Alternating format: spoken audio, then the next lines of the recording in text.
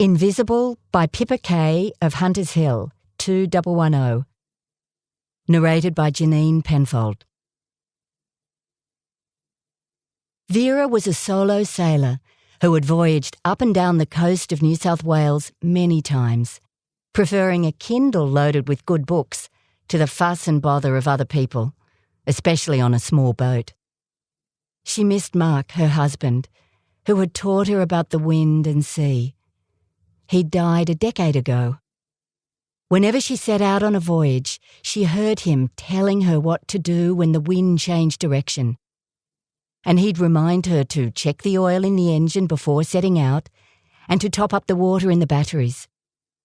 As she cleaned the hull with a power hose, she asked him what he would recommend for this year's anti-foul and whether she should raise or lower the waterline. And when he answered, she nodded in agreement. After cleaning her yacht's hull, Vera went to the chandlery to buy the anti-foul paint. This was where she discovered she was invisible. Luckily, Mark had told her what she needed to buy, so she wandered up and down the aisles with a basket, just as she did in the supermarket.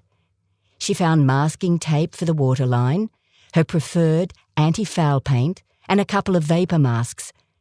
The roller she'd used last time was still in good nick, thanks to religiously cleaning it the way Mark had recommended. She needed to change the anode, which had corroded to half its original size. She'd removed it from the propeller shaft and had it in her purse so she could compare sizes with a new anode. When there didn't appear to be a matching zinc anode, she made her way to the front of the shop to speak to the young man behind the cash register.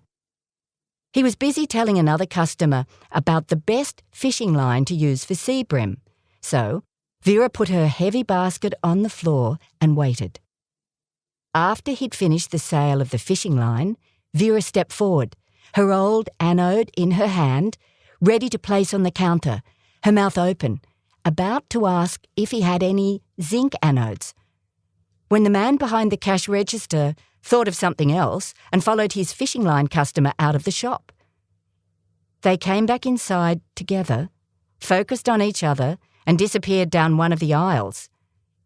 Vera picked up her basket and walked out the door, sure that this action would render her visible. But it didn't. She stopped and waited. But no one came running after her. So she continued walking away from the shop with her basket full of free anti-foul equipment. Back under the hull of her boat, she poured the paint into the roller tray and began spreading it evenly over the bottom of her yacht. It was a nice deep blue, and periodically some would drip onto her grey hair.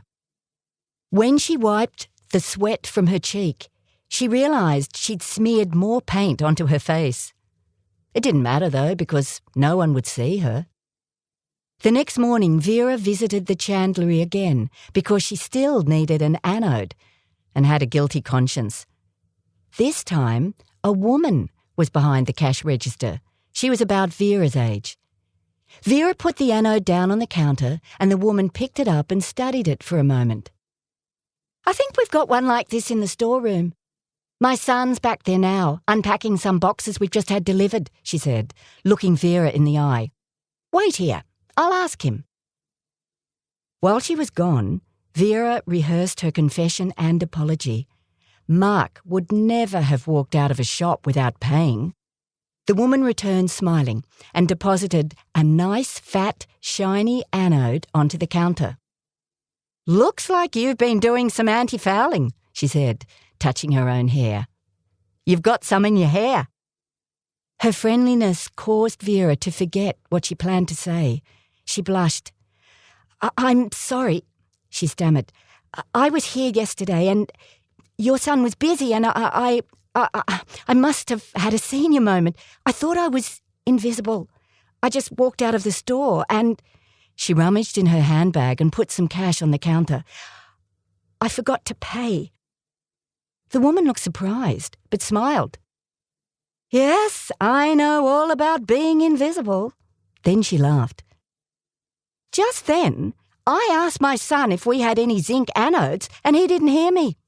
He was busy playing with the chart plotter. Anyway, I managed to find the anode myself. You'll have to tell me how much I owe. There's the anti-foul, some masking tape and vapour masks, plus the zinc anode. The woman rang it up on the cash register, took the cash from Vera, and gave her some change. "Thank you," she said, closing the till. "I nearly walked out of a very expensive boutique once with an outfit. I was angry. No one served me. They were all too busy fussing over some pretty young thing.